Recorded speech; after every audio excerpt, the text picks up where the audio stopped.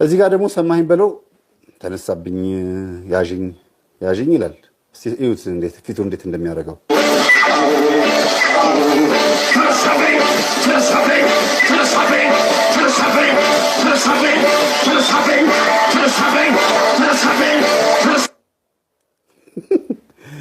ኮፒራይት እንዳይጠይቀኝ ነው ትንሽ ያዝ ያደረኩት።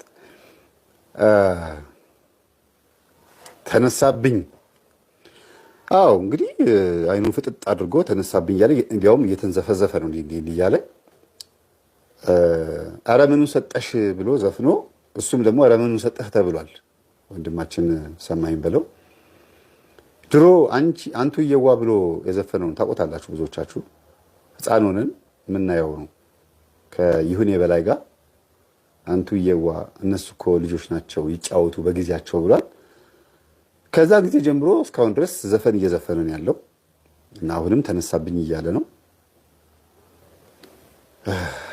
እና ዘፈን ህይወት ውስጥ አንድ 3 ነጥቦችን ላንሳላችሁ። እንግዲህ ቅድሟም ዘፋኝ ነች አይደለም? አይነ ጥላው ሲዘምን ሲሰለጥን በይፋ በአደባባይ ወጥቶ ይውኝ ይላል።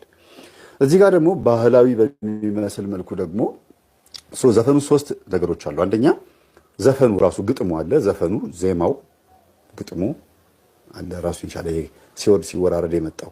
ሁለተኛ ዘፋኙ ነው። ሶስተኛ ደግሞ አዳማጩ ነው። እንግዲህ ዘፈን ዘፋኙና ኦዲየንስ ወይም አዳማጭ እነዚህ 3ቱ ይተሳሰራሉ።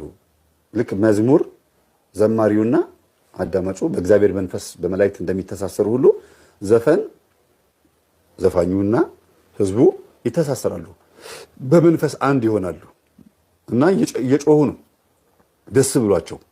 ብዙ ህዝብ አለ። በኋላ ሲያልቅ ሲል ዋይድ ሆኖ ታዩታላችሁ። በጣም ብዙ ህዝብ አለ ተነሳብኝ እያለና የአማርኛ እስክስታ ነው አሁን በዚህ ላይ የምትሉት በሚለው ነገር ላይ እስቲ እዩት፣ ስሙት።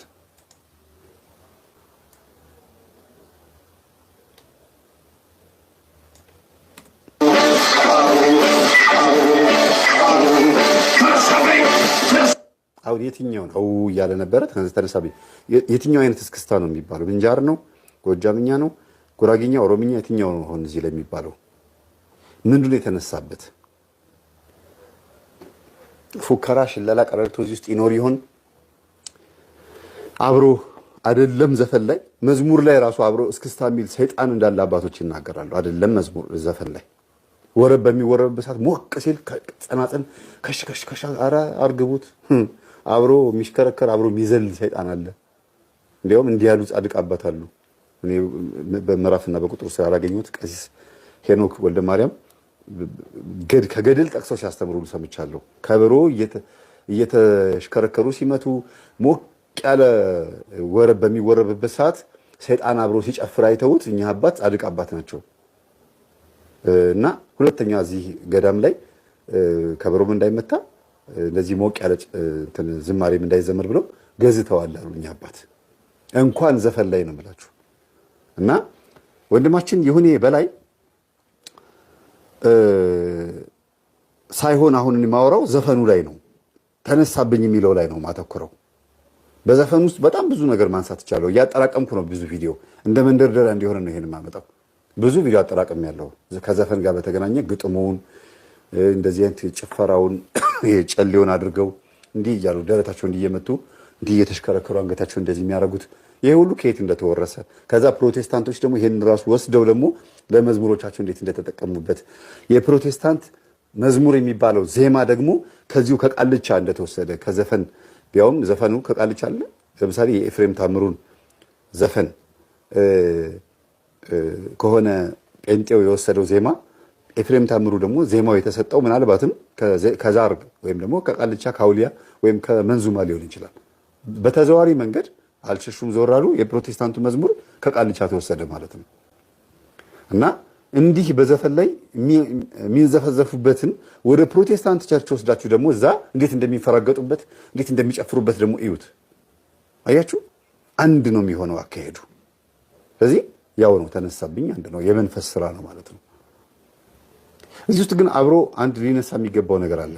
ዘፋኙ ህዝብ እንዲወደው ድግምት የሚያስደግም ከሆነ የሚያስጠነቁል ከሆነ አንድ ብሎ በህዝብ ፊት ሆኖ ሲዘፍን ምን እንደሚነሳበት ዘፋኙ እሱን ሰማኝ በለውኝ ሳይሆን ይሄንን ዘፈን እንደ ዘፈኑ ሰሩትና ዘፋኝ ብላችሁ ሰሩት።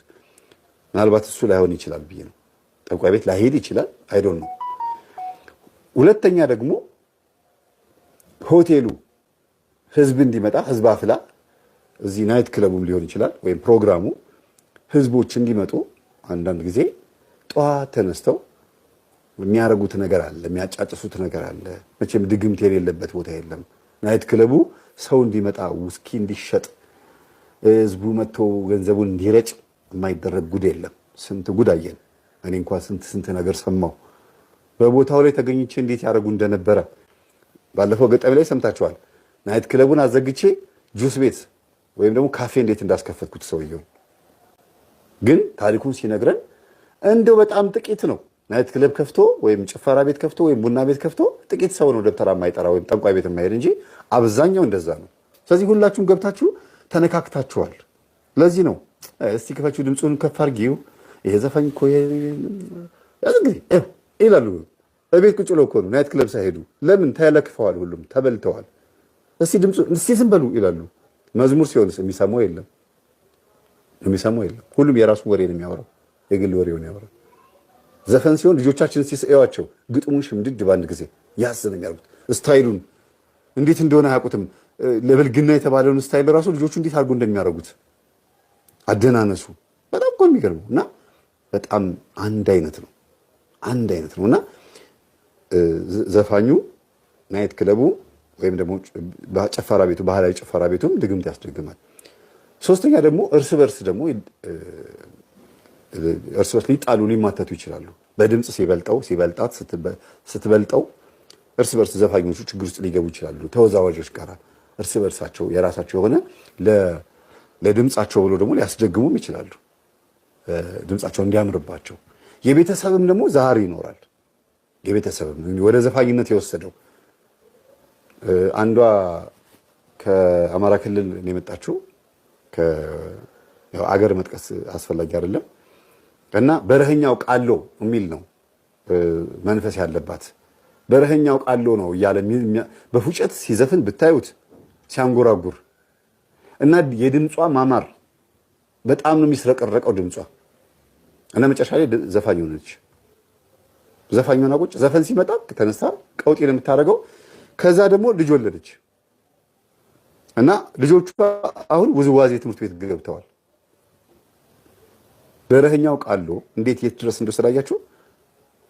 አሁን ራሱ በረኸኛው ቃሎ ስል ዜማው ሁሉ ባይምሯቸው የሚመጣባቸው ሰዎች አሉ። ይሄ በረኸኛው ቃሎ የሚባለው መንፈስ ያኔ ሰይጣን ከመላእክት ሲወድቅ ከነገደ መላእክት ሲወድቅ ከሰማይ እግዚአብሔር ሲያባረረው ሲወድቅ አብሮ የወደቁ ከቅዱስ ዑራኤል ሰራዊት ተከፍለው የወደቁ አሉ። እንግዲህ በአባቶቻችን ትምህርት ማለት ነው። ከሚካኤልም ከገብርኤልም ከሁሉም ሰራዊት ይዞን የወደቀው ሰይጣን ሲወድቅ። ለዚህ ነው አፎሚያን ሚካኤል ነኝ ብሎ የመጣባት። ቅዱስ ሚካኤል ሳይሆን ስሙ ቅዱስ ሚካኤል ከሆነ ነገድ ውስጥ ተከፍሎ የወደቀ ስሙ ሚካኤል የሚባል ግን እርኩስ የሆነ ማለት ነው። በሚካኤል ስም ያጭበረብር። ጉራጌ ክልል በብዛት ሚካኤልን ይወዱታል። ቅዱስ ሚካኤልን በሚካኤል ስም እየመጣ ያጭበረብራቸዋል። በማህበራቸው ስም ያጋጫቸዋል።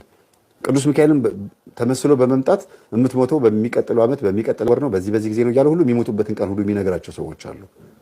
በሚካኤል ስም በምንድን ነው ሚካኤል ዓለሙን የሚታወቀው? ቃልቻዎች ናቸው ሰዎቹ፣ ይህን የሚናገሩ ሰዎች። እና ወደዚህ እንምጣና ይሄ በረኸኛው ቃሎ የሚባለው ዛር ድምፃዊ ነው። እጅግ በጣም ሲበዛ አይምሮ ላይ አርፎ አይምሮ ዜማ እንዳይጠፋባቸው የሚያደርግ ነው። የሰማችሁትን ዜማ ያመጣዋል። ከዘማሪያን መካከል ራሱ አንዳንዴ ልጆች ሆነው ያኔ ወጣት ሆነው ዘማሪያን ማለት ነው በቤታቸው በቴሌቪዥን ይሁን በሬዲዮ የሰሙትን ዘፈን ዜማ በአይምሯቸው ያስቀምጥባቸውና አሁን ዘማሪ ከሆኑ በኋላ ግጥምና ዜማ ሲጽፉ ዘፈኑ ዜማ ይመጣባቸዋል እና አንዳንዴ ሾልኮ ይወጣና ባለፈው የሰራሁትን አይታችኋል። የዛሬ ስንት ዓመት የለቀኩትን ዘፈን የሚመስሉ መዝሙሮቻችንን ለቅቄ ብዙ ዘማሪያን ተቀይመውኛል። እንዴት አለ አይደለ? እንግዲህ አንዳንድ ጊዜ ሰውም እንዲያስተውል እኮ ማስተማሩም ጥሩ ነው፣ ምንም ችግር የለውም። እና ዘፈን የሚመስሉ መዝሙሮች ብዙ ጊዜ የሚመጡትን ዓለማዊ በነበርንበት ሰዓት እንደው ዓለማዊ ባንሆንም እንኳን ምንኖረው ዓለም ውስጥ ስለሆነ ለምሳሌ እየተመላለስን ዘፈን ታክሲ ውስጥም ቤት ውስጥም እንሰማለን። ስራ ብለን ልንከፍትም እንችላለን። ቴሌቪዥን ላይ፣ ሰርግ ላይ ብዙ ቦታ ይሰማል። ዜማው ይቀመጣል። ከዛ ግጥምና ዜማ ስራለው ሲል ይላል። ከዛ በዛ ውስጥ ሌላ ነገር ውስጥ እንገባለን ማለት ነው። ችግር ውስጥ ልንገባ እንችላለን። ምናልባትም መዝሙሩን ወደነው በኋላ ዘፈን መሆኑን ስትሰሙት ያስደነግጣችኋል ትላላችሁ። ማርያም ድንግል ንጽሕት ምልዕተ ጸጋ እመቤት በጣም ደስ የሚል መዝሙር ነው።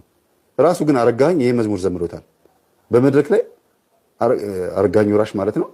ለምንድን ነው ራሱ የዘመረው? ዜማው የራሱ ስለነበር ነው። እንዴት ከርመሻል ያለሜ የሚለውን ዘፈን አልዘፍነው መቼም እኔ ይሄንን ዜማ ስታዩት አንድ አይነት ነውና ማን ነው ይሄንን አሁን እንደዚህ ያደረገው ስትሉት አንዳንድ ጊዜ ሹልክ ብሎ ዜማው ተመሳሳይ እንዴት ራሱ ዜማው ቁጭ ይላል።